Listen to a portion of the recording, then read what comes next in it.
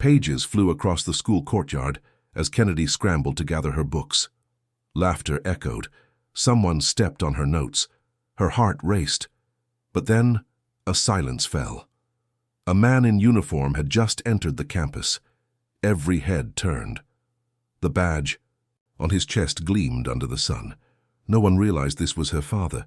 No one expected what would come next. The bullies had crossed a line they couldn't erase. This is the story of what happens when cruelty meets consequence, and the badge isn't there to protect them. If this new story theme has your attention, please click the like button to keep the stories flowing. Kennedy James had always been the quiet type.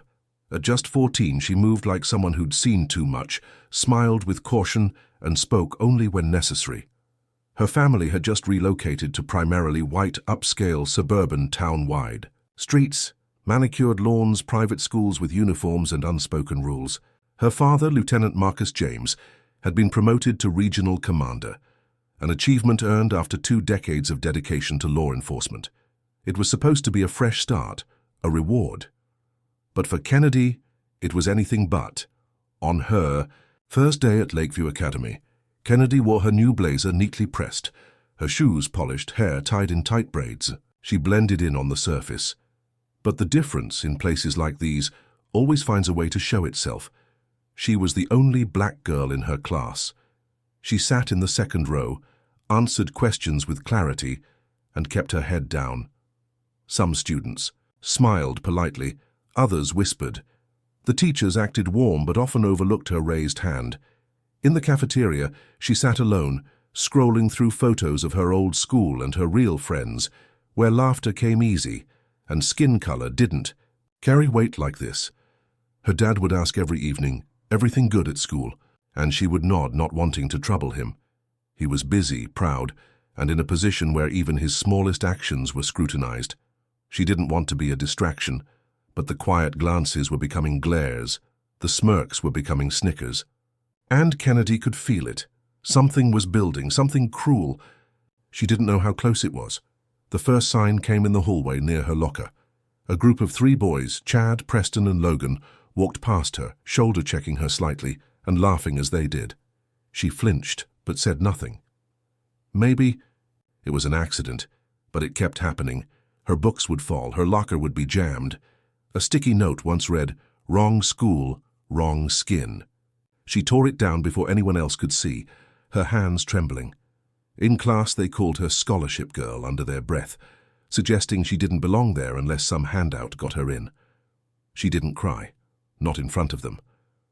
But her notebook pages became dotted with shaky ink where her grip had failed. Then, during a quiet Friday lunch period, it happened. She was walking across the quad when Chad and Logan approached her. "Let us see those books, huh? Bet they're full of all the answers." Before she could react, they yanked her backpack, spilling her textbooks and notes across the cement. Pages scattered in the wind like trash. She reached down quickly, trying to gather them, but Preston grabbed her binder and held it over his head. Other students watched. Some laughed. Some turned away. No one stepped in. The worst part wasn't the books. It was the words, she thinks. "She's better than us, probably because her daddy's some deadbeat cop from the city," Chad sneered. She stood there, frozen. How did they know anything about her dad? Did they search her up? Did they care? She didn't answer. She picked up what she could, her head down, heart pounding. She made it to the bathroom before the tears came. That night she couldn't eat. When her dad asked again, "Everything okay?" she said, "Just tired." But she wasn't just tired. She was breaking. The following Monday, the bullying escalated. Her locker had been stuffed with ripped notebook pages drenched in juice. Someone had drawn a crude caricature of her on the whiteboard before math class.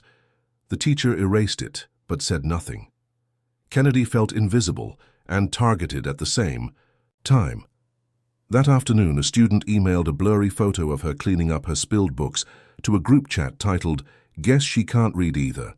It spread. Her phone buzzed with the cruel echoes of laughing emojis. Kennedy couldn't take it anymore.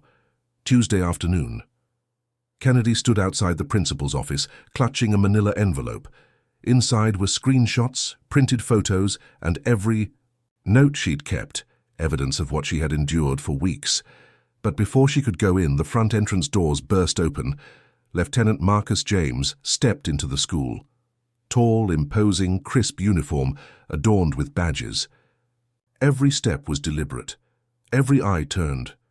He wasn't just any father, he was the top-ranking officer in the district, and today he wasn't here for policy. He was here for his daughter. The front desk receptionist rose to speak, but he gently raised his hand and walked past. Kennedy saw him and broke. The envelope slipped from her hands, papers scattering again. He knelt, collected them, and looked into her eyes. "Let's go talk," he said calmly, voice low but steady. Within minutes, the principal, vice principal, and 2 teachers were seated across from a father who no longer wanted silence.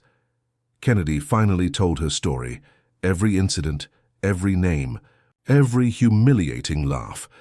And as she spoke, her father's jaw clenched, not with vengeance, but with righteous fury. The bullies had no idea who they had messed with. But now they would. Dear audience, where are you watching from? Drop your city name in the comments. The school launched an internal investigation. Parents were called. The group chat. Screenshots were sent to every administrator. Detentions turned into suspensions. Mandatory diversity sessions were scheduled. But more importantly, the silence cracked. Students began speaking out. A few girls apologized. One teacher pulled Kennedy aside and admitted she had seen the bullying but didn't know how to intervene. The system had looked the other way, until a badge walked in and demanded it stop. Kennedy didn't want revenge. She wanted dignity, and she got it.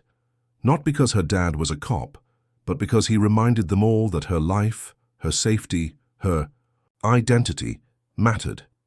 In the weeks that followed, Kennedy's story spread, quietly at first, then louder.